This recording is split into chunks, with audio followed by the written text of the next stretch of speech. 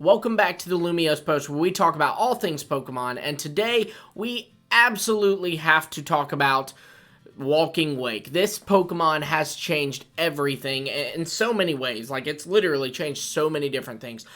Theories, lore, both ongoing theories and classic theories, mind you, so that's really interesting. And it's honestly, it could shape the way we see very popular Pokemon as a whole, which is just really neat. We're going to get into it. Let's begin with Walking Wake's kind of reveal and origins. So, Walking Wake is actually very interesting because this is a Pokemon that was dropped to us on Pokemon Day via Terra Raids, but it was teased before that. It and its Violet counterpart, Iron Leaves, were teased in the Scarlet and Violet book in Scarlet and Violet from the first day the games were out. However, they looked very, very different.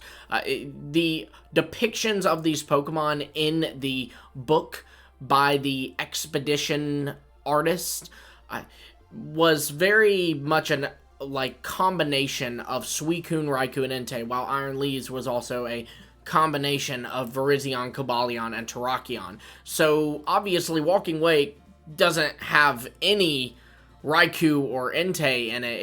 It's just Suicune. It's very clearly a paradox of Suicune. There's nothing Raikou or Entei about it. And so that leaves a lot of questions, you know. There's so many theories around the Paradox Pokemon that this has now changed, you know. There's been a big debate on Paradox Pokemon, whether they are truly from the past or future, so whether Iron Treads is truly a descendant of Donphan and Great Tusk is truly an ancestor to Donphan, or whether these are just Pokemon that were imagined. And there's really good points to both sides. I mean, you know, on the side of them being truly ancestors or descendants, the professors in the game, Sada or Turo, depending on the version you're playing, tell you explicitly that Paradox Pokemon are ancestors or descendants of the Pokemon, and they've been researching these things, so you'd think they'd know. Otherwise, they wasted a lot of time in Area Zero on nothing. But one of the big contenders for it being brought by imagination is that Sada and Toro created the time machine, and that's, you know, supposed to be why these Paradox Pokemon are here.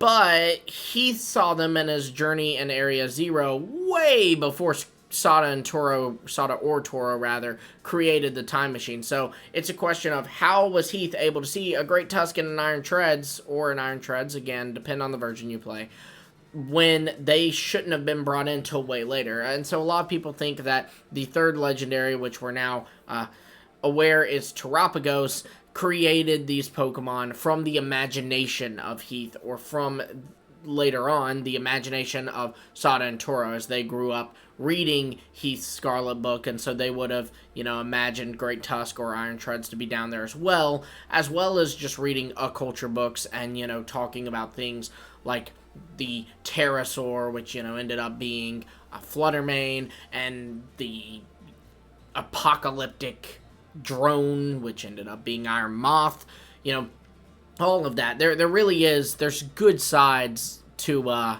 there's good arguments to both sides, rather. I was previously on the side of, no, these are ancestors or descendants.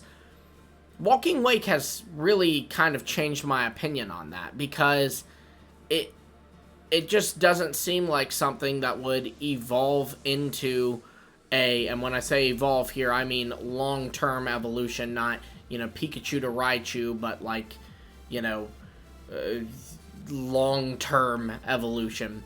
And so I just don't see Walking Wake being something that evolves into Suicune. And specifically, you have to look at how Suicune and Raikou and Entei came to be. And this is where we get into a classic theory that this Pokemon has really changed our perception on.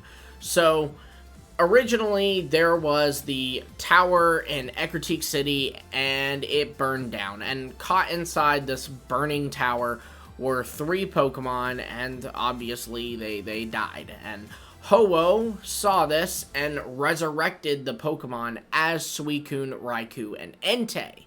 Now, that's super, super cool, but it was always a question of, okay, well, if they were resurrected as Suicune, Raikou, and Entei, what were they initially? And many people speculated that they were actually the original evolutions we got in Kanto. You know, this is Vaporeon becoming Suicune, Flareon becoming Entei, and Jolteon becoming Raichu. Raikou, excuse me, not Raichu. Raikou.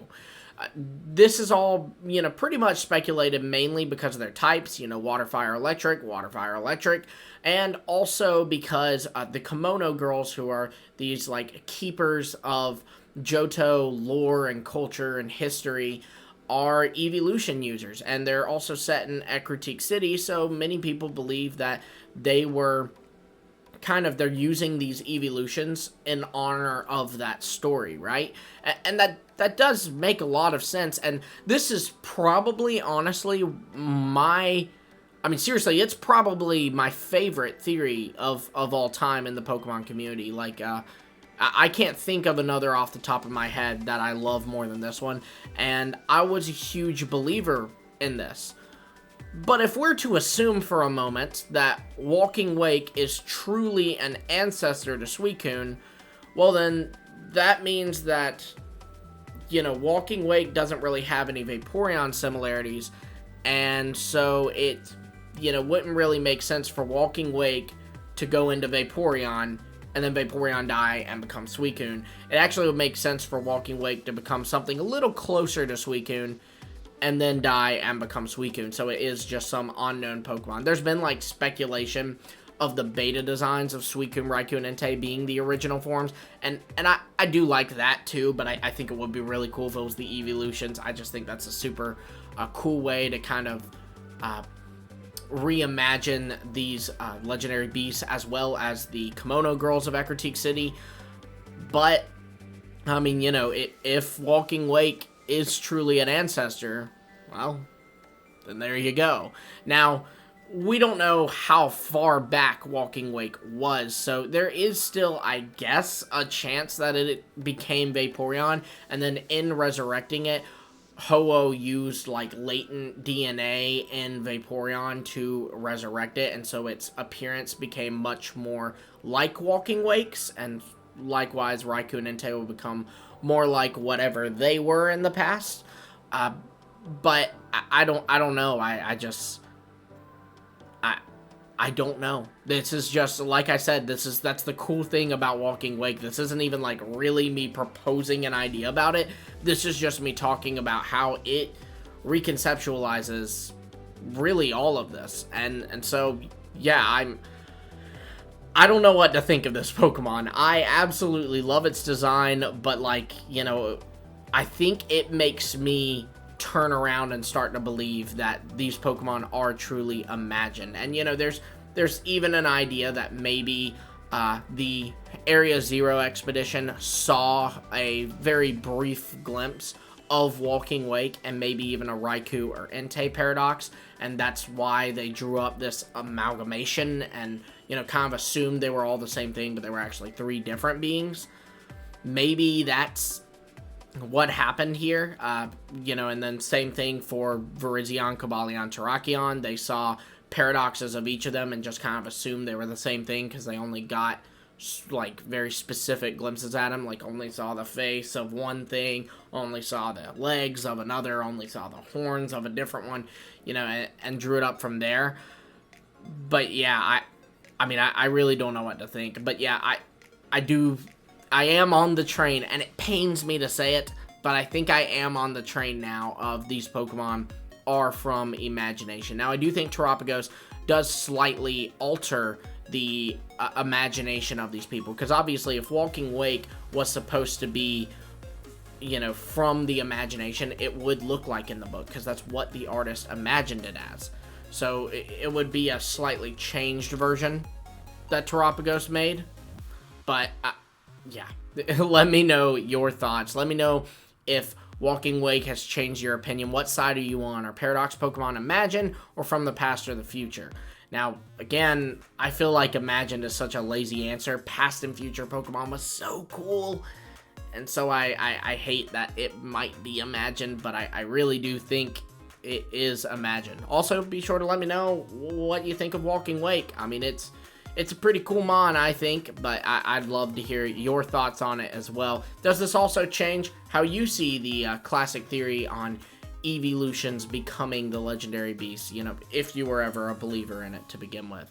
I will stay true to this one. I love this theory. I want it to be true. But yeah, all this in the comments below. Be sure to like, subscribe, and hit the bell for notifications. You know, I'd love to do more deep dives into this Pokemon. Try to get answers, because unfortunately, it presented way more questions than it did answers.